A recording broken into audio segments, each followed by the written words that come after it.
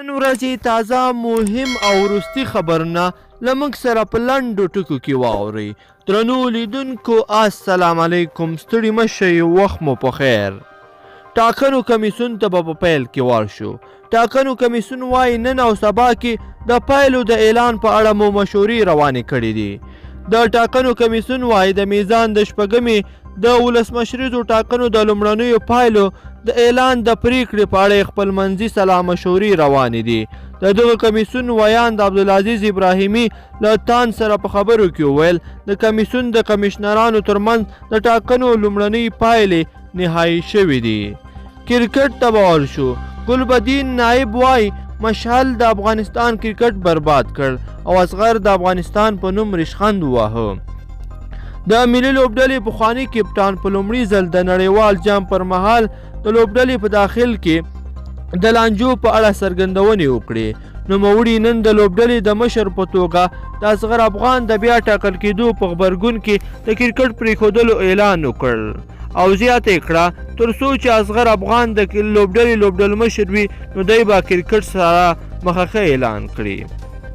حمید کرزي ته ورځو. حمید کرزی وایي د امریکایي چارواکو د غولونکو شعارونو په اړه د واشنګټن پوسټ افشاګریو خوشحاله کړم. پخواني ولسمشر حمید کرزي د امریکا د ناکامې جګړې او غولونکو شعارونو په اړه د واشنګټن پوسټ د اسنادو خپرېدو په غبرګون کې وایي په دغه راپور کې پر امریکا د ده ټولې نیوکې تایید شوې دي. ښاغلي کرزي له اسوسییټډ پریس سره په خبرو کې وویلې پر امریکا یې ځکه او په افشاګریو خوشحاله شوی دی ځکه چې امریکا خپلو خلکو ته دروغ وایي. د بګرام هوایي ډګر ته ورځو. د بګرام په پیښه کې د ملکي ټپیانو شمېر 80 تنو ته ورسید.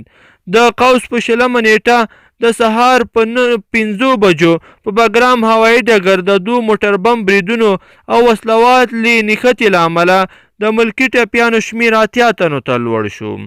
د پروان د والي ویانده وحیده شاهکار تاند ورځپاڼې ته وایي د ولایت مقام دننه معلومات دا دي چې پیښه د کوریایي شبخانې د دروازې مخې ته شوې وه. یو بامیاني د خپل میرمنې پزه او د لاس رګونه پرې کړي دي. د بامیانو روغتیایي چارواکي او د ښځو چارو ریاست تاییدوي چې د دغه ولایت یو سړي د خپلې میرمنې پزه او د لاس رګونه ورپرې کړي دي. د بامیانو د ښځو چارو رئیس زکیه رضایي وایي دا میرمنه اوس په روغتون کې تر جدي درملنې لاندې ده. د نوماندانو شورا وایي د ټاکنو د پایلو اعلان به د شدید بحران د اعلان په معنا وي.